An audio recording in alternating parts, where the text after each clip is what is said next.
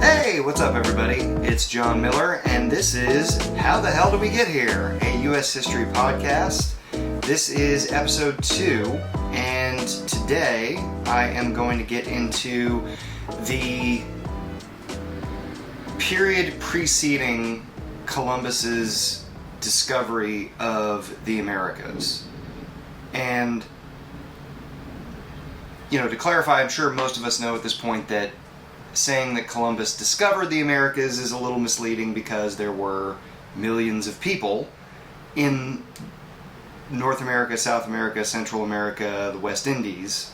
But we still sort of put it that way, and you could say at least that Columbus discovered the existence of the Americas for people in what we would call the Old World, Europe, Africa, Asia. When Columbus made his voyage from Spain to the West Indies and back to Spain, it totally changed everything. The world was never the same, and for the first time ever, you had regular interaction between people in the Old World and the New World, and of course it sets the stage for what will be the United States eventually. The way that I'm going to try to do this as I go forward, the way that I intend to do this going forward, is I'm going to lay out 3 questions that I think anyone who listens to one of these episodes should be able to answer at length once you've consumed the episode. Once you've listened to what I've discussed, I think these are questions that, if you really absorb the information, you would be able to write like an essay on why these things happened, or what the answers were to these questions. So I'm going to pose them at the beginning of every episode, starting with this one. The other thing that I'm going to do consistently for every episode is I'm going to share with you all the resources that I'm using to gather this information. And look, some of it is, a lot of it is stuff that I already knew because I've been teaching this kind of stuff for years. But I want to at least point out where you can get this information on your own, at least one option for it, or several options for the various pieces of information. And I did, in every instance, before I actually wrote down an outline for how I wanted to do each of these episodes, and before I did that, I consulted with all of these resources that I'm presenting to all of you in these episodes. I read for the first time in some cases, or reread in many cases, a lot of the stuff that I'm going to share with you that I used. Okay? So yeah, that's, I think, generally how I'm going to do it. I'm going to start each episode with, here's the period that I'm going to cover. Here are the 3 questions that I hoped to help anyone who listens answer once the episode is over. And these are the resources that I'm using to compile the information that I'm giving to you. Okay? Alright, so first, this is, I would call this the Pre-Columbian or late medieval Europe, Africa, West Africa, North Africa anyway, and the Western Hemisphere in general. And because those are big, large areas of the world, and because these are centuries of time that I'm talking about, I'm going to just go over this in broad strokes. I'm not going to get too granular or too into the details. I just want to give anyone listening to this kind of a picture of what these places were like before Columbus went on his voyage, and how the existence of these societies as they were may have affected the way that settlement of the Western Hemisphere happened. Okay? So here are the questions without any further ado. Again, this is covering what I would call pre-Columbian or late medieval Europe, West and North Africa, and all the Western Hemisphere, North America, South America, Central America, and the West Indies. So what were the predominant societal patterns and values in these regions? That's question 1. What were the predominant societal patterns and values in these regions? Question 2, what was the Middle Ages climate anomaly? and how did it affect each region when it happened. And I'll discuss both what that was and how it affected these places. And then finally, why did Western Europeans become the colonizers? Because we know that happened now, and this is sort of a facet of historical thinking that is very important. We know that happened now. We know that Europeans became the colonizers, but it's not as though that was written in the stars or something, okay? It happened because of certain circumstances unfolding in certain ways. Nothing in history is inevitable. Very, very little. You know, it's weird to even think about that. But why did things happen the way that they did is something I want to come back to again and again and again. Those are the three questions. As far as the resources I'm using, there is this book that I had not read before I started doing this, and I found to be tremendously helpful and really informative about really the whole period in all of these places, and that is Before the Revolution by Daniel K. Richter. And it's pretty comprehensive in its approach to how these places existed before Columbus's voyage, and then the way that they interacted from roughly, well, from 1492 up until really the 7 Years' War, which is the conflict that immediately predates the American Revolution. It happens in North America, Europe, and India mostly. From, you know, it starts in about 1754 and it finishes in 1763, right? And that's where the book stops. So it's great.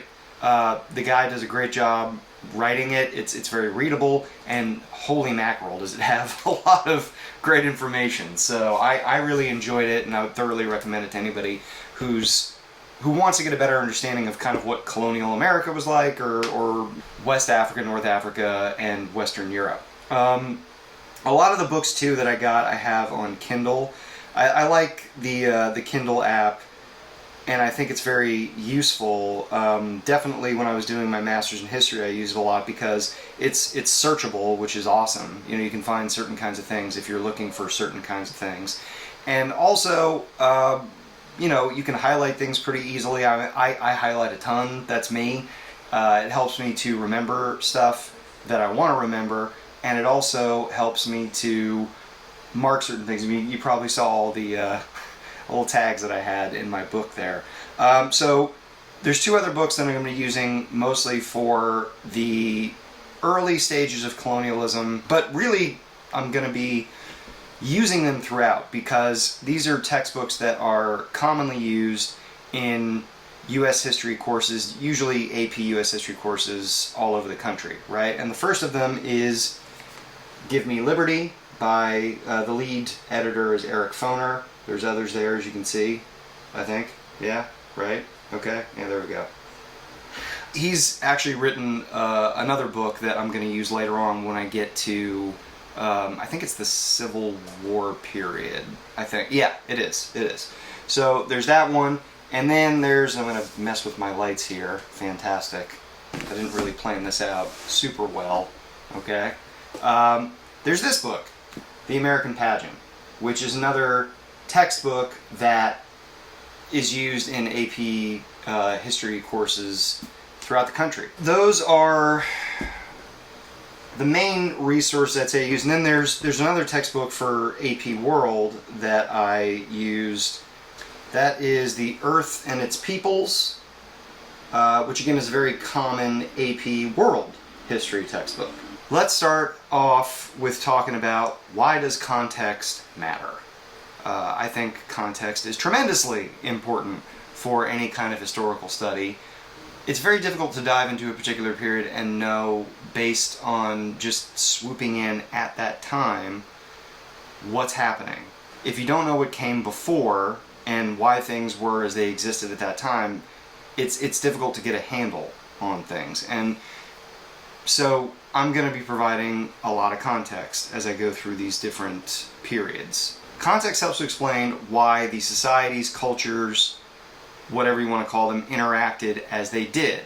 And I'll give you kind of what I think is an interesting example. I think if aliens were to touch down on Earth right now and visit the United States of America, I think that one of the things that they would find kind of fascinating and even a little perplexing is that the arguably most oppressed, most historically marginalized group in the country, African Americans, Americans of African ancestry, have such an outsized influence over our culture. I think that a lot of people outside of the United States, I think the first thing they think of when they think of American culture is African American culture, black culture. And certainly we have people of African ancestry to thank for a lot of what I appreciate as the most enjoyable aspects of our culture. If you want to talk about rock and roll music, jazz, hip-hop, there's obviously a lot of television and movies, and there are, books and comic books, all kinds of things that have a big influence on the way that American culture has developed over time. And I think it is very interesting, and I think it would be very interesting to beings that had very little understanding of who we are and where we are, that this group of people who for centuries have been oppressed in all manner of ways. I mean, we used to, in the United States, we used to enslave them by the million. And yet, you flash forward to 21st century America, even to 20th century America, and they have this, as a group, this massive cultural impact on the country. So I think understanding that context is helpful to understanding the way that different societies operate. Also, I would say that understanding the context reveals the cultural and economic priorities of these civilizations, which is important to understanding how they operate. We got to know what drives a society, how they prioritize things, to understand why they do what they do. I think that you'll see probably some examples in this episode, and definitely in later episodes, of things that are kind of surprising in terms of what different civilizations prioritize and what they don't think of as quite so important. The final principle, or the final idea, I'd say, that makes understanding context really important is the context of all this helps to explain why it was Europeans and why it was not Africans, Northwest, or Native American folks. Why didn't they become the colonizers? Why didn't people of African ancestry become the colonizers? Why didn't people of African ancestry become the colonizers? Why was it Europeans? Why did they become Europeans and European descended civilizations so wealthy and dominant on the planet by the 1800s and into the 20th and 21st centuries? And look, it's certainly not because Europeans are in any way inherently superior to people of other geographic regions of the world. That is absolutely not the case. Of course, Europeans used to tell themselves that for a long time, and some still do, unfortunately. But there's just no realistic, scientific, rational basis to think that. It's historical accident, okay? And one of my favorite books, one of the best books I ever read, I read when I was an undergrad, is called Guns, Germs, and Steel. And that's something I'm going to reference probably a little bit here and there on this episode. And, here it is, right here.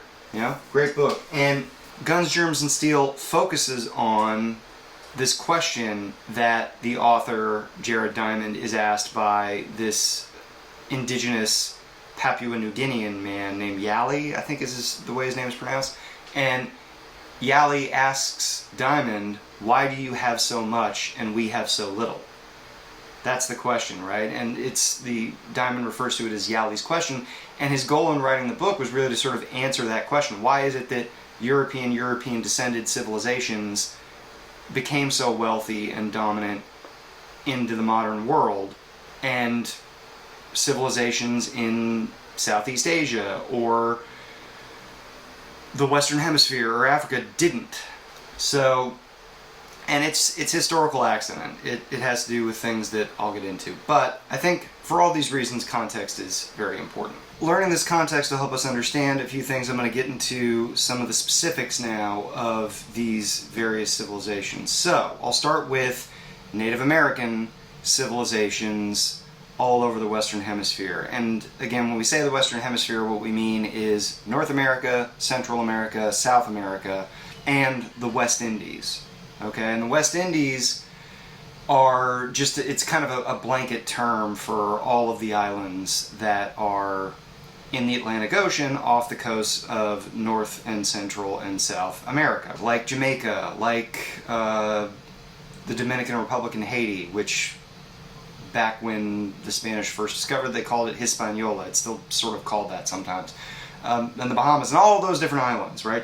Generally speaking, you don't have as much large-scale urbanized civilization in the Western Hemisphere as you have in Europe and Asia, and to some extent North Africa, and a little bit in West Africa as well.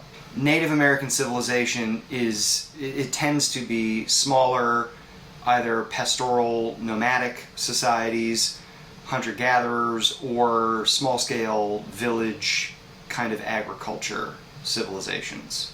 And the exception to that, there's the Maya civilization, right? And these are not the only exceptions, but in sort of the late Middle Ages period that we're talking about, they're really kind of the only exceptions.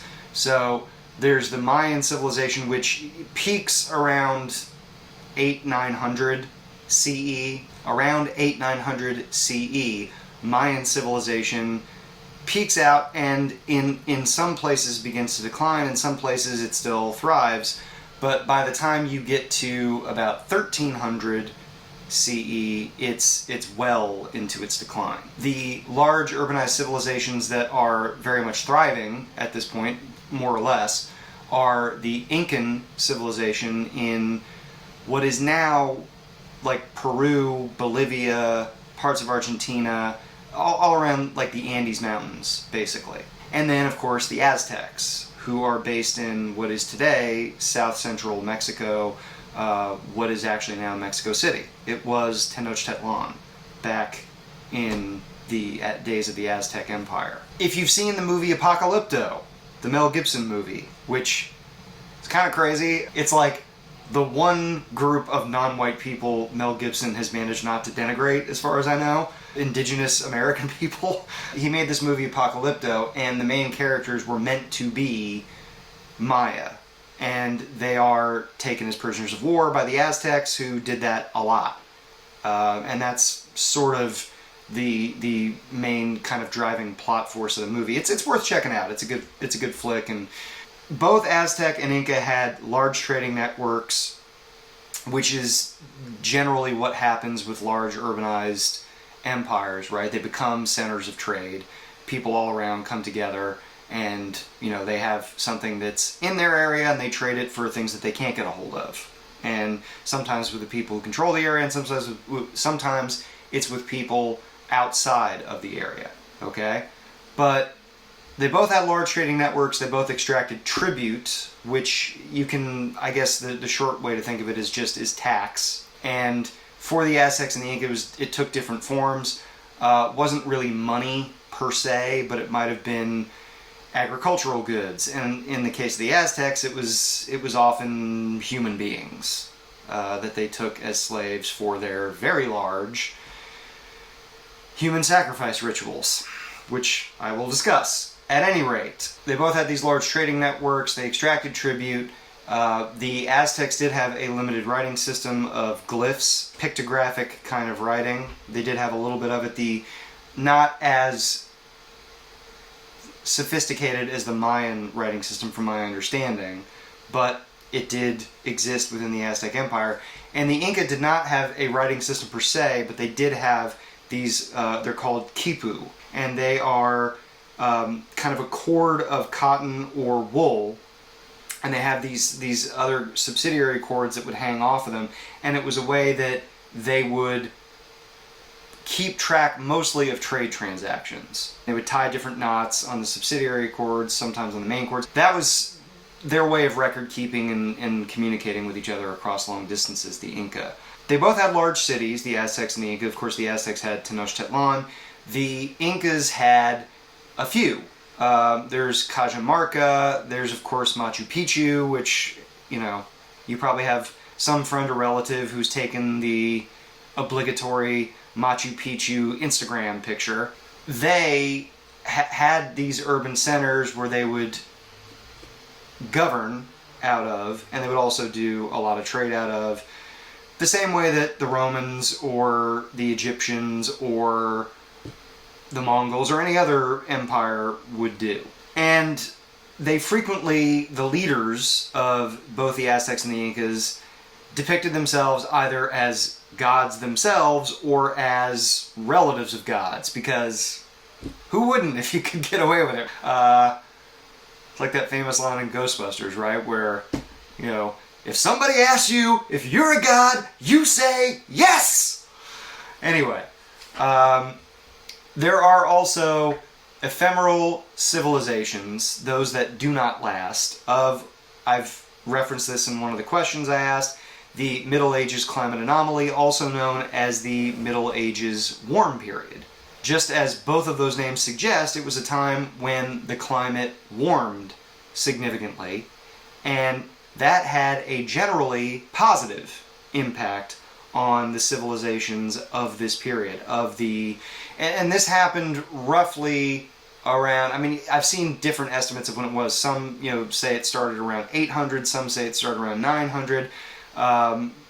It's somewhere in that range, and then it went until roughly 12 or 1300. Again, I've seen different estimates depending on what I've read or listened to. So I'm not sure everybody totally agrees on when that was and exactly when it started and ended.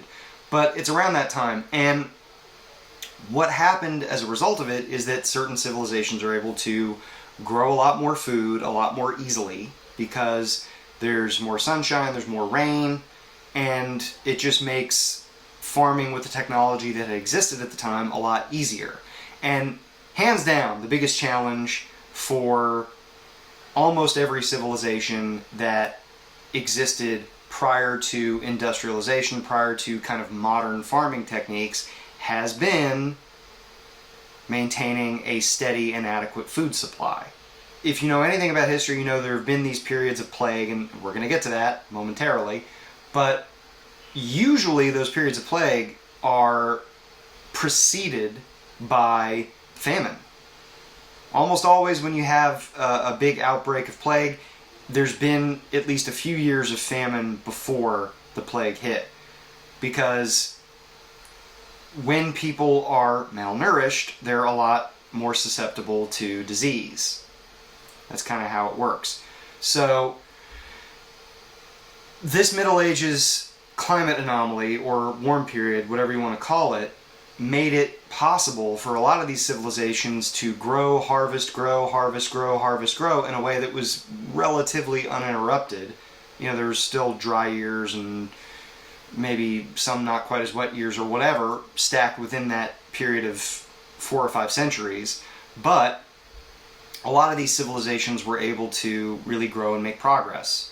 And during the Middle Ages climate anomaly, you have a couple of good examples of large-scale, fairly urbanized civilizations that pop up in North America that really last as long as the period lasts, and that's it. And one is the Anasazi or Puebloan society in essentially what is the American Southwest now, like New Mexico, okay? And the Cahokia or Mississippian civilization in the Mississippi Valley. Cahokia in particular is more like what is now Illinois. And they really grew and flourished because of the Middle Ages climate anomaly. The Maya, on the other hand, they're one of the few civilizations I read about that may have actually been hurt by the Middle Ages warm period. And you see apparently some of those cities in Mayan areas, and being in an already kind of tropical environment, I guess some of the Mayan cities got too much rain, there was flooding, violent hurricanes, whatever, and that didn't do them any favors. But there were other Mayan cities that benefited from the Middle Ages warm period. So Anasazi and Cahokia both did kind of what the Inca and the Aztec did, which is that they grew, they urbanized, they became stratified, by which I mean they developed classes. And that's generally a characteristic of most highly... social stratification is generally a characteristic of highly urbanized, densely populated civilizations in which people start to have different occupations and do different things, and there is a value attachment to certain occupations or roles in society the same way there is today, and it's even a lot more pronounced the further back you go. When this Middle Ages warm period occurred and these civilizations in Cahokia and Anasazi got a lot bigger and more densely populated, they developed classes, and there's a lot of evidence to show they developed slavery, which this is kind of an important aspect. I mean, the way that I see human civilization from all the things I've ever read, I generally don't think that one civilization is morally or ethically superior to another in most instances, or that one ethnic group or one, race or whatever of people is morally or ethically superior to another group. I think people generally, there's good people and there's shitty people in just about every civilization you run across. There's people that want to help each other out and cooperate and do things to make the civilization work better, and then there's people that want to be greedy and take everything for themselves, and they don't care who they got to step on to get a hold of what they want. And that's pretty universal from everything I've ever studied. I mean, are there exceptions? Sure. Anyway, one of the aspects I read about of native civilizations that I think is important to mention is this concept of power, right? Power is something that Native Americans put a great deal of emphasis on, and that means effectively control, the ability to control certain things, to control the weather, to control the communication of individuals living with dead relatives, to control animals, to control crops, to control any of that kind of stuff. And those are the individuals in Native American societies that tended to have elevated status. When the Middle Ages climate anomaly ended, those civilizations that I mentioned, Cahokia, the Anasazi civilization, they basically fell apart. They did not exist as they had during the Middle Ages warm period, and they kind of dispersed and, for the most part, became networks of agricultural villages or of pastoral nomadic peoples. That's generally what happened when the Middle Ages climate anomaly ended and the harvests declined, and to some degree too the populations just got too big.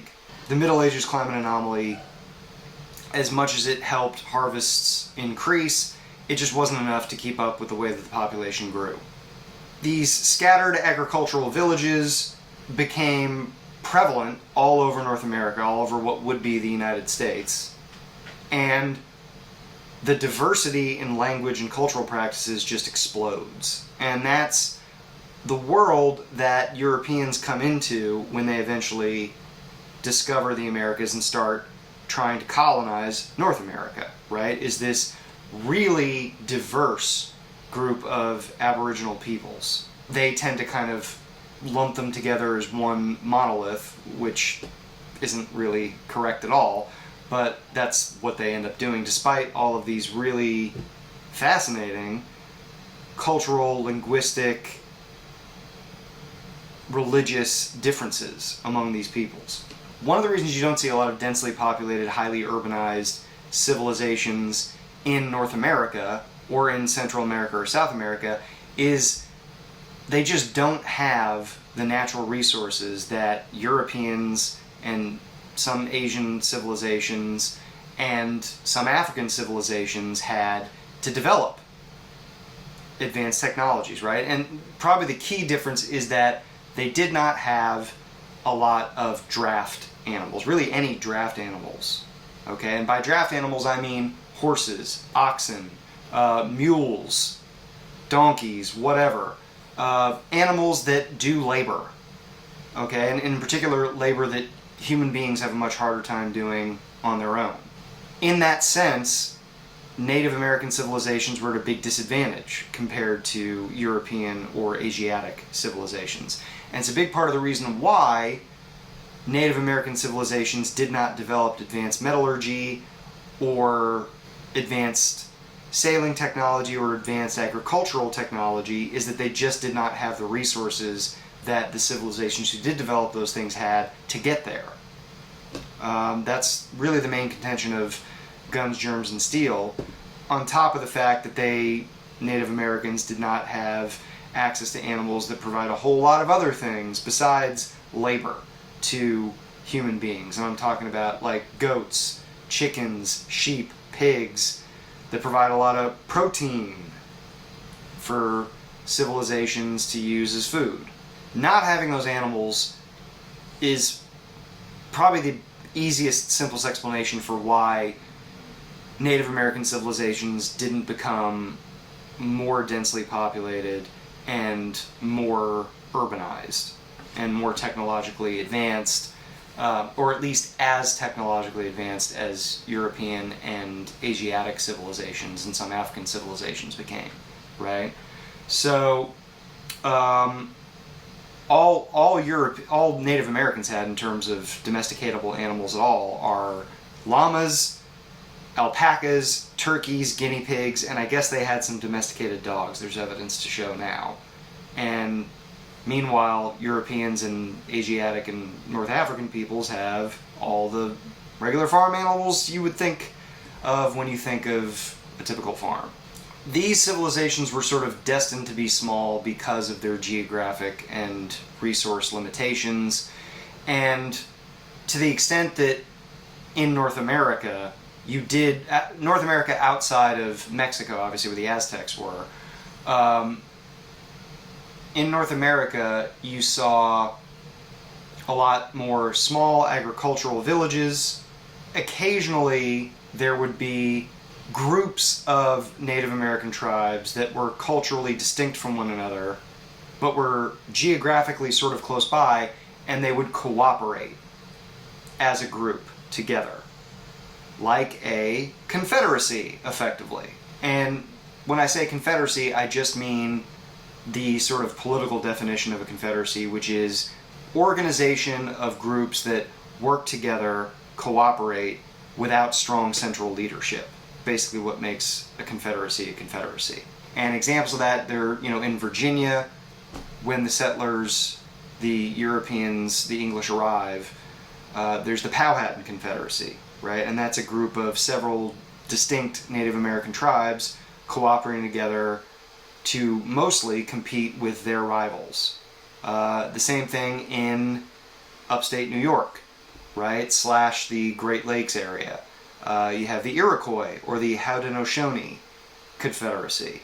They cooperated together for the same reasons, right? They had rivals too, and they wanted to be in a better position to compete with them. And that's the sort of common thread too that you see in a lot of these civilizations, is that the Native American civilizations compete with each other violently over territory in the same ways that Europeans and Africans and Asian civilizations do. Different dynamics, and we'll get into how that works in later episodes, but it's the basic facts are the same, I would say. Okay, last thing I'd say is that these civilizations prior to European arrival are tough to analyze in a lot of detail, mostly because there just aren't written records. As I mentioned, the Aztecs had limited writing, the Mayan had, a pretty sophisticated writing system, I guess.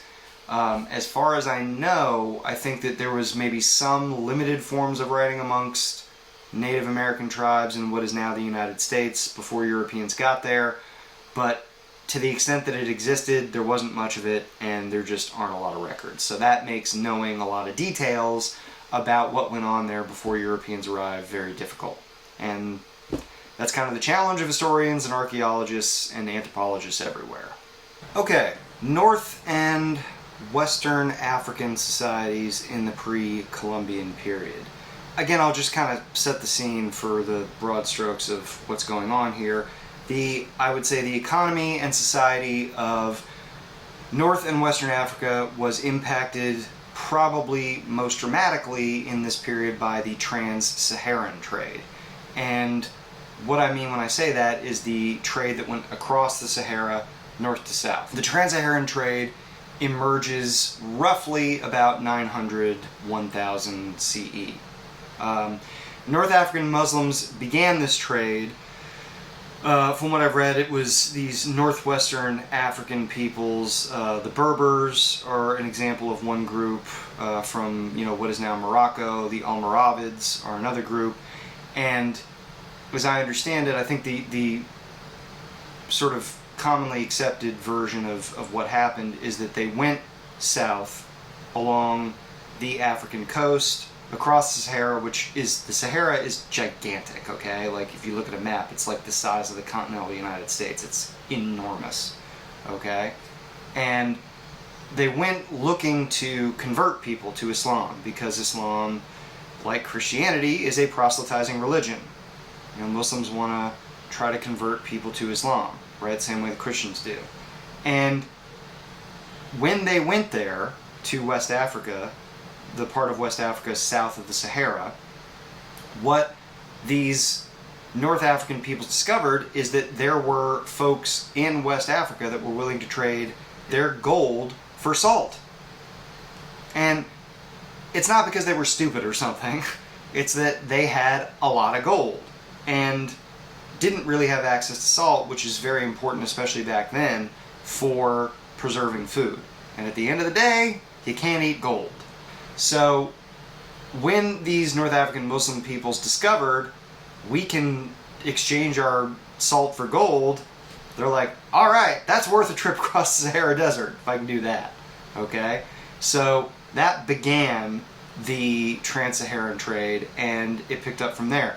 Generally, the goods that went south, we're talking about salt, of course, high-quality textiles. I'm talking about silk and cotton stuff that came from the Middle East or India or even China. Metal weapons and tools, which, from my understanding, a lot of peoples in West Africa had not really gotten around to very sophisticated versions of metallurgy yet at that time. So they could trade for that stuff, and it's very, very useful and valuable to them. And then horses, which are not native to sub-Saharan Africa. Goods that went north, the big three: gold, obviously, ivory, and slaves. And this is really sort of the kernel of what will become the transatlantic slave trade, is the trans-Saharan slave trade.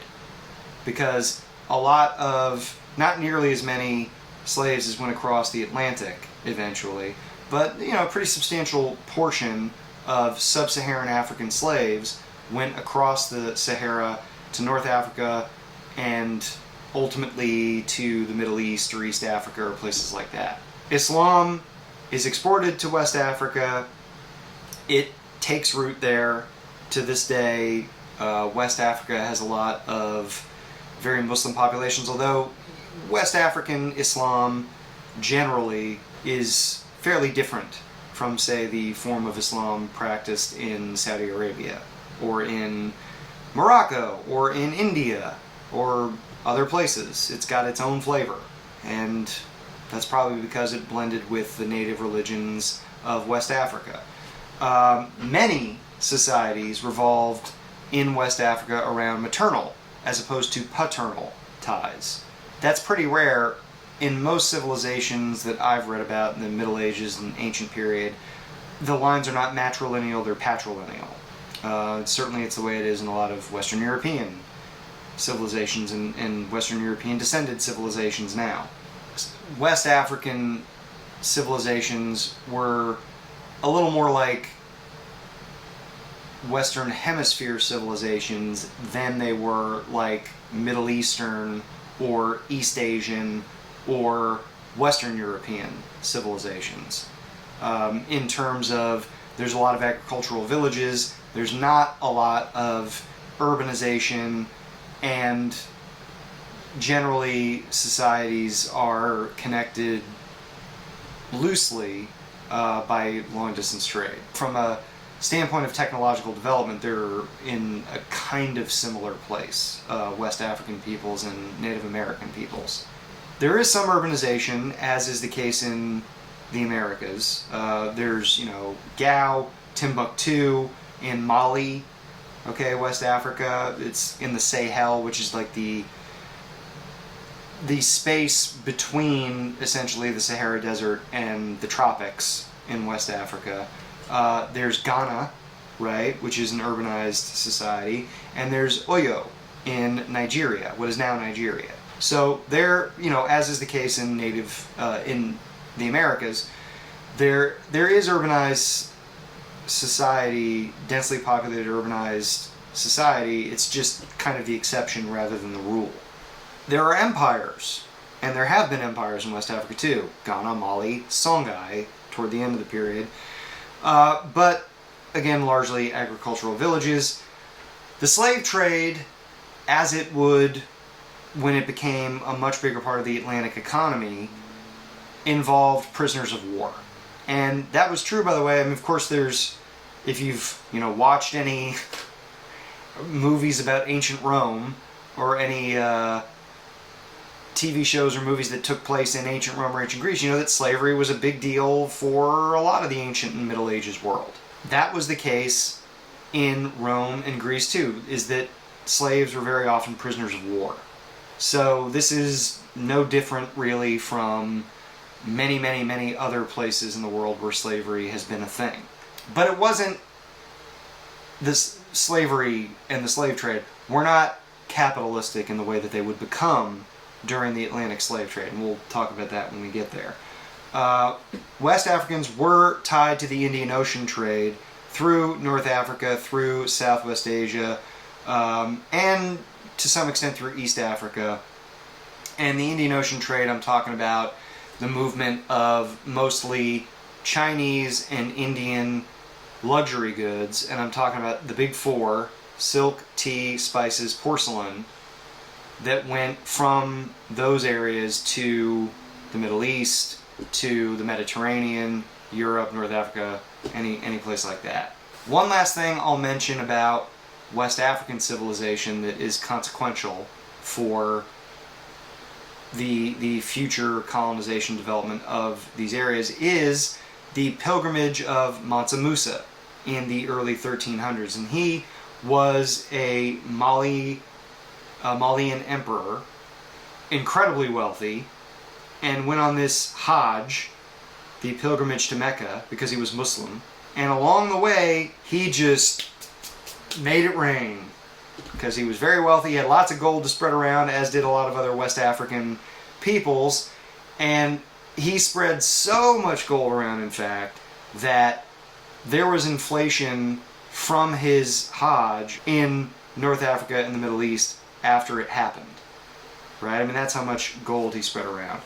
And that's important because it drew a lot of attention. This story of this guy who came through, this West African emperor, and spread all this wealth throughout the Mediterranean world and, into what we now refer to as the Middle East, it got around and it drew the attention of Europeans. And that leads us to Western Europe in the Pre-Columbian period. So, this is maybe the most important part of understanding what's going on prior to colonization.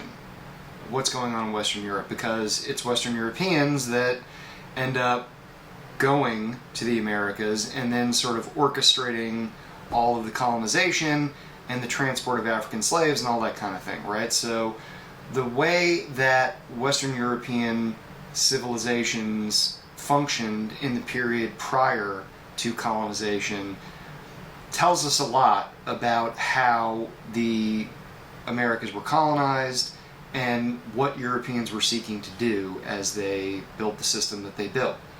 So feudalism and manorialism are probably the most important things to know about Middle Ages Western Europe. Feudalism is the political system, to some extent the economic system, very much the social political system of Western Europe during this period. And manorialism is sort of the economic system. Each manor sits on what's called a fief, which is the piece of land allotted to the vassals, nobles, lords, whatever, by whichever king or whoever it is they serve. Okay? I have seen feudalism described as like a medieval protection racket, not unlike what you see mobsters doing in mobster movies, you know? It's a great castle you got there. Be ashamed if something happened to it, you know, like that kind of thing. And essentially what happened is that when the western half of the Roman Empire collapsed, way back in the 5th century CE, nothing ever really emerged to take its place in Western Europe. There was no great Western European empire after that. I mean, the closest that you get is when the Byzantine Empire, which is the eastern half of the Roman Empire, that continues to kind of go on and at least take on a form that is something like what the Roman Empire had been in the ancient period. The Byzantine Empire expands westward, and during Justinian's rule, you know, kind of consolidates parts of Western Europe as part of the Byzantine Empire, but it doesn't last very long. Really, feudalism is what emerges because there is no central authority that grows powerful enough to take the place of what had been the Roman Empire. And feudalism is not exclusive to Western Europe during this period. Of course, there's Japanese feudalism. There is a form of feudalism on and off in China, and in a lot of other places that have had big empires, and then those empires fall, and then nothing immediately emerges to take the place of that big empire in the areas where it had been dominant. And that's kind of what feudalism is. It's that, you know, anybody with a little bit of money or some men behind them, muscle, if you will, the money to pay men is muscle, any of that, is able to kind of seize a piece of land and say, this is mine, I'm king of this area, that's it.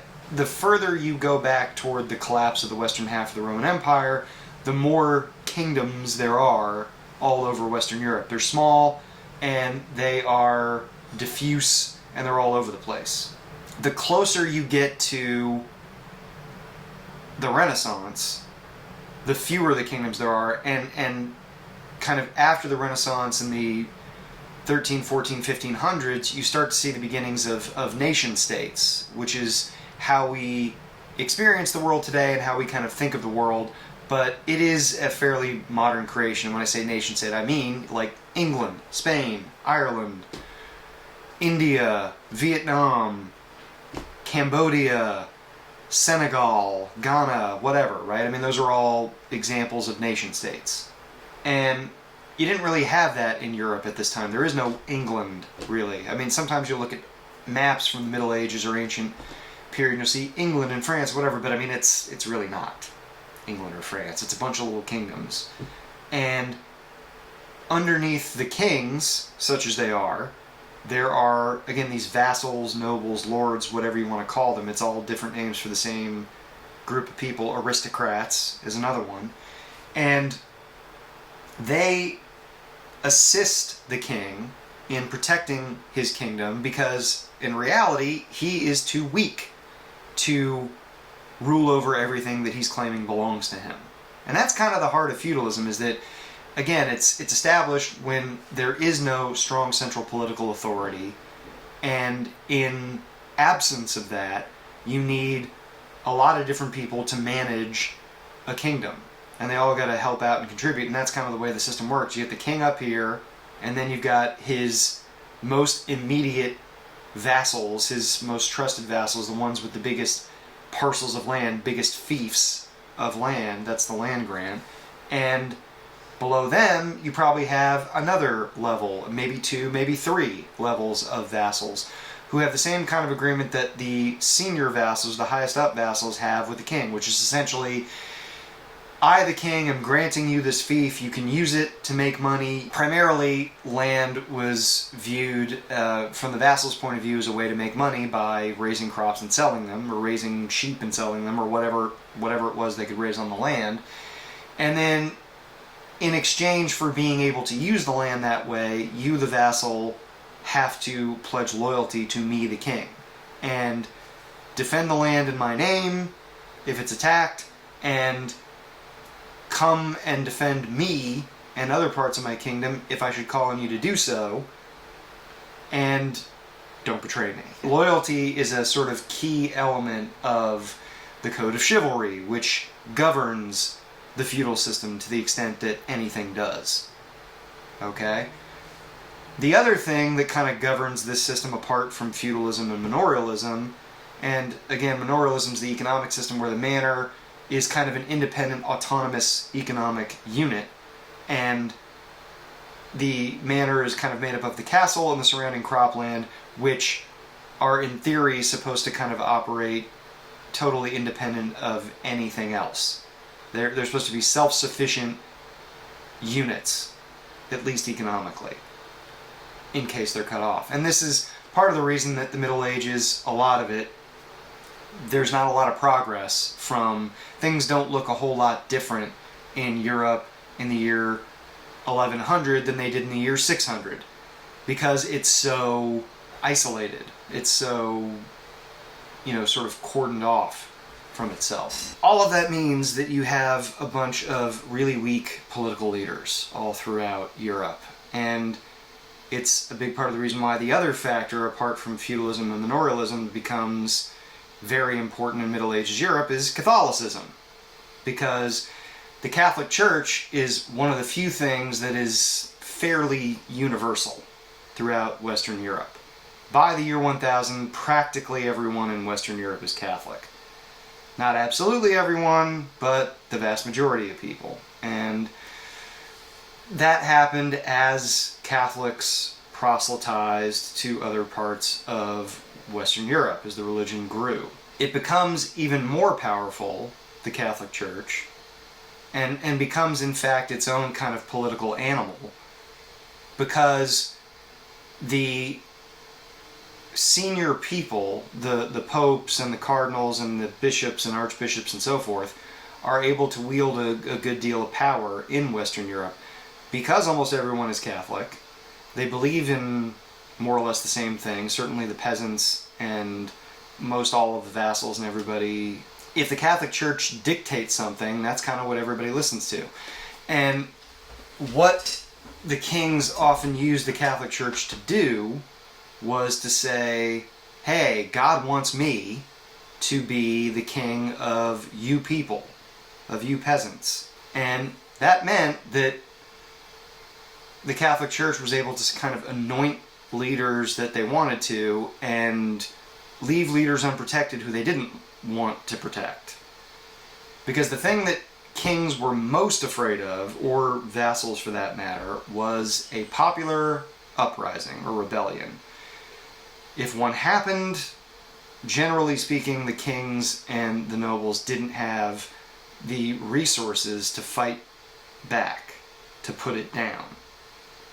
Because, again, the whole nature of the system is that the political leaders are weak. They're divided. If you see movies or TV shows that show these big medieval battles, that's probably bullshit. The armies were generally tiny because the kings and the vassals just didn't have the resources to command a big army. It's expensive. And so they needed the Catholic Church to vouch for them and to discourage their people from rebelling by saying to the commoners, hey, this guy over here or that guy over there, he's the guy that God wants to be king or your lord or what have you. And then that would at least tamp down the possibility of a popular rebellion. And the Catholic Church was able then to extract a lot from kings and vassals in the form of tithes, money, land, soldiers eventually. when you get to the Crusades, which I will momentarily. Catholicism kind of dominates once you get past, especially the closest thing that you're going to see in Western Europe to anything like an empire, which is the Holy Roman Empire, founded in the early 9th century by Charlemagne, not to be confused with Charlemagne the God, but Charlemagne of the Franks, of the Carolingian dynasty, which is a Germanic group of people that founded this confederacy called the Holy Roman Empire in the 800s. That persisted really until more or less the Napoleonic period in the early 1800s. And it's, you know, when I discussed the Powhatan Confederacy, the Iroquois Confederacy, it's called the Holy Roman Empire. That really, the name is deceptive. It's not much of an empire. The Holy Roman Emperor does not wield all that much power. I mean, it's important. You know, he's somebody people listen to. But at the end of the day, the Holy Roman Emperor is not the Roman Emperor. The Roman emperors exercised a hell of a lot more power and authority than any Holy Roman Emperor ever did. Two things that happened kind of later in the medieval period are the Crusades and the Reconquista, and they're both important because they illustrate the power of the Catholic Church and its influence over the political life of Western Europe. The Reconquista is really an attempt by Spanish and Portuguese, there's no Spain or Portugal at the time, but, you know, what will be Spanish and Portuguese kings, vassals, whatever, to push out Muslim folks who had established themselves in Iberia. Iberia is the name for Portugal and Spain. In the 8th century is when the first invaders come from North Africa who are Muslim. And they began to establish themselves in Iberia. They wanted to try to invade all of the rest of Europe, but they got stopped at the Battle of Tours in 732. And that's as far as they got. Tours is just south of Paris, basically. And then they retreated ultimately to what is now Spain and Portugal, Iberia. And they established some really thriving communities, like the city of Cordoba, for example, in southern Spain. There was this kind of tension on and off between Muslims and Christians, Catholics in this case, and they sought to expel Muslims entirely. A lot of the Portuguese and Spanish Catholics, starting about 10th century, so in the 900s CE. And that was kind of an ongoing thing, and actually was completed as a project from the Spanish point of view the same year that Columbus set sail for the New World, 1492. So that's a big story, and it is important because it illustrates the way the Catholic Church and the political authorities in Spain and Portugal cooperate with the Catholic Church. But it also kind of illustrates the way that Europeans come together to cooperate with each other in the instances that they do. And then the Crusades are an even more important example because they involve the Catholic Church essentially organizing an invading force to go into the Levant, Palestine, the Holy Land, whatever you want to call it, you know, the Eastern Mediterranean, and take control of the Holy Land from the Muslims who are in control of it at the time. It's the Seljuk Turks, mostly, that empire. And in 1095, the First Crusade is launched, and it is successful in the sense that it does get temporary control of Jerusalem and what is now Israel and Palestine and the surrounding areas. But ultimately, they're pushed out and pushed back. There are subsequent crusades, 3 other major ones up until the early 1200s, and then some minor ones afterward. And they're important largely because of the interaction that they foster between Europeans who have become pretty insular, as I mentioned earlier, not interacting with other parts of the world, not even interacting in large part with other parts of Europe during most of the Middle Ages, and people in the Middle East or people in North Africa. Like, there's interaction because of the Crusades that otherwise probably wouldn't occur. And this is kind of the breeding ground for the Renaissance and for the Age of Exploration, because Europeans are starting to kind of widen their view of the world. The Crusades is one example of that. The Middle Ages warm period, the Middle Ages climate anomaly that I mentioned when I was talking about the Americas. That has the same kind of effect in Europe that it had in the Americas, which is mostly that it meant more and better harvests of food, and that led to significant population increases in Europe. But as we saw, as we talked about with the Western Hemisphere civilizations, Native American civilizations, when the Middle Ages climate anomaly comes to an end in the 1300s, and you get this, it's sometimes referred to as the Little Ice Age in the 1300s, you get very poor harvests. It's cold, it's wet, and not only that, but even if the Middle Ages climate anomaly had continued, there's reason to think that the population growth it created outstripped the ability of Europeans and people in other places to keep up their food production on a level that would sustain this population growth. I've read that even without the end of the Middle Ages climate anomaly, there probably would have been some kind of population decline, some kind of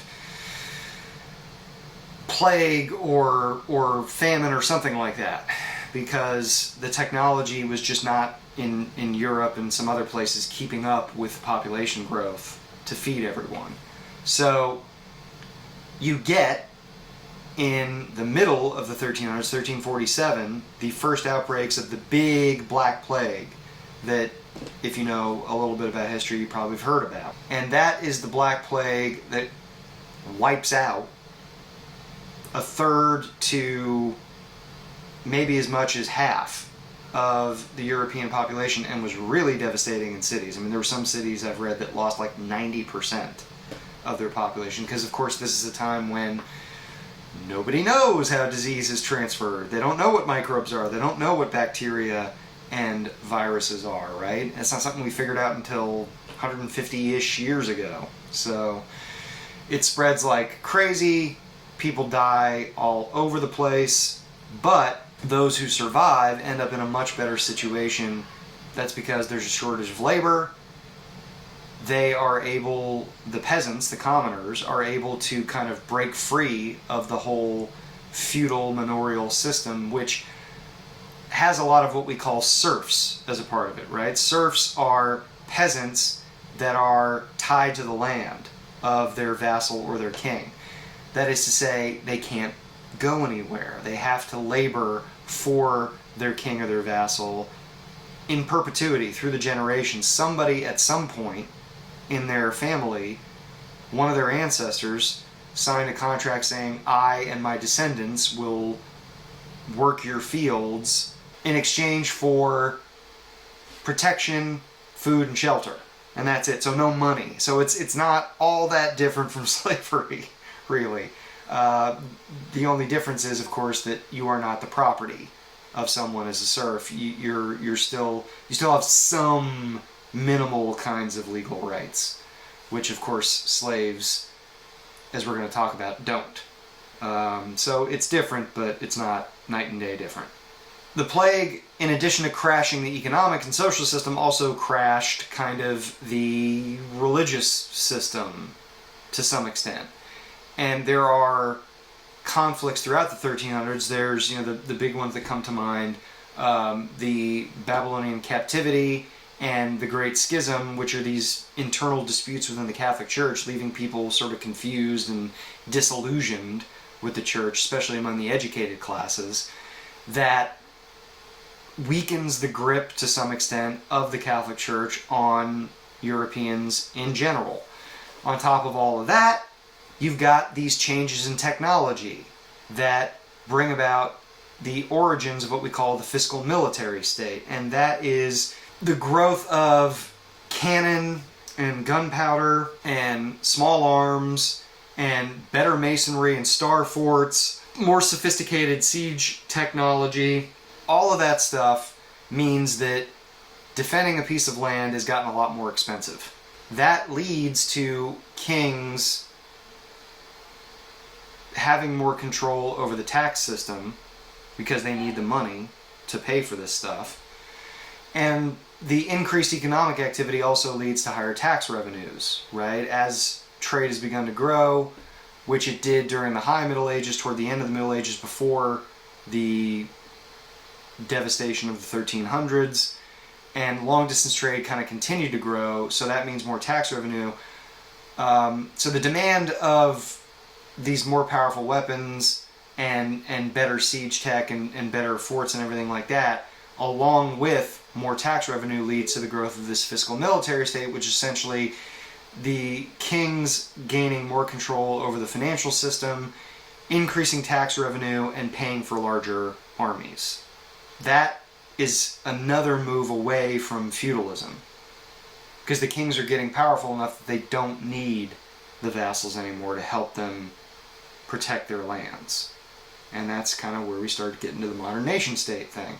So, along with all of this, you get exploration. As I said, long-distance trade increases in the 1200s, 1300s, along with things like the Reconquista and the Crusades, as Europeans are kind of expanding their view of the world. And that, plus the Renaissance, which really begins in the mid-1300s with the Black Plague hitting, and just Europeans kind of being, at least among the educated classes, more curious about the outside world, more willing to kind of explore things. All of that leads to just a greater interest in what is outside of Europe, right? And you get these merchants that start to become not only merchants, but explorers. And they start to be funded by the fiscal military state. It is Spain, and especially Portugal, that kind of lead the way with this, with a lot of Italian merchants and sailors being a part of it. And if you look at a map of Europe and you see where Italy, which again, it's not Italy the way that it is now, it's a collection of Italian city-states, and Portugal and Spain, which again is not quite Spain, it's a collection of kingdoms that haven't really unified into Spain yet, but if you look at where they are, they're in areas where they're sort of removed. In the case of Spain and Portugal, they're as distant from the long-distance trade goods that Europeans have wanted for centuries, the stuff from East and South Asia, the silk, tea, spices, porcelain. They're as far removed from that in Spain and Portugal as they can be. And in Italy, it's kind of smack in the middle of the Mediterranean, which is one of the things that made the Roman Empire possible. It's also one of the reasons that Italian merchants end up being the main sort of middlemen between North African and Arabian and Jewish merchants that are carrying on the Indian Ocean trade, or that are connecting the Indian Ocean trade in those luxury goods, silk, tea, porcelain, spices, to the Mediterranean. Because Italians are kind of in the middle of that, they end up becoming a lot of the first explorers. Columbus was Italian. John Cabot was Italian. There's a number of others that were Italian. Amerigo Vespucci, who America is named after, he was Italian. For those reasons, the Portuguese and the Italians kind of lead the way. Sort of the first big step there is the Portuguese launch an invasion of Ceuta, which is in North Africa. It's technically, I think it's Spanish territory now, pretty sure it is. And it's adjacent to Morocco, if you look at a map of it. But it's the first overseas expansion by Portugal. It gave Portugal influence, greater influence over the trade routes of the Mediterranean. And it also inspired them to do more exploring. And it's part of the reason that they're the ones who end up leading the exploration of the West African coast. There are other things too. This is where I mentioned Mansa Musa earlier and his pilgrimage, and that it was a big deal. About 100 years before the conquest of Ceuta, he goes on his big pilgrimage, and since that time, Europeans had heard all this stuff about these wealthy West African kings, and they'd even developed this legend of an African king named Prester John, who was allegedly Christian and would do all this trade with other Christians. And as was the case with the Reconquista and with the Crusades, there's a sort of religious zealotry behind a lot of this exploration as well, because the on and off conflict that you see between Muslims and Christians inspires exploration in the same way that searching for commercial gains, making money, inspires exploration. It's worth mentioning, too, that the Ottoman takeover of Constantinople, the end of the Byzantine Empire, and now the sort of complete control of the Eastern Mediterranean by Muslim peoples, the Ottoman Turks, gives an additional sense of urgency to a lot of Europeans who are nervous about being even more cut off from the luxury goods that they want so badly and have wanted so badly for, at this point, hundreds of years, right? They want that silk tea, porcelain, spices, and they look at a map and they see the Ottomans are in our way. And all of this stuff, you know, the collapse of feudalism, the Renaissance, the desire for increased trade with areas outside of Europe, the conquest of Ceuta, the Reconquista and the Crusades, all of it kind of contributes to Europeans wanting to do more exploring in the 1400s, and this is, of course, the starting point for why Europeans end up running into the Americas. So that's it for this one. I think that's plenty of background. I think that if you wanted to answer those three questions that we talked about at the beginning of the episode again, which are, what were the predominant societal patterns and values in these regions? What was the Middle Ages climate anomaly, and how did it affect each region? And why did Western Europeans become the colonizers? I think that you've gotten a pretty good rundown of why all that stuff was what it was.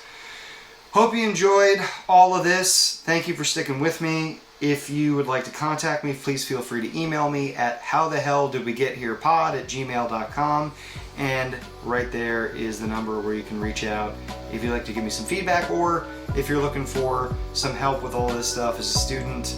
I'm available to see anybody that is interested. Okay? Thanks very much for dropping by, for listening, or watching. I appreciate it. Please like and subscribe. Thanks very much. Take care.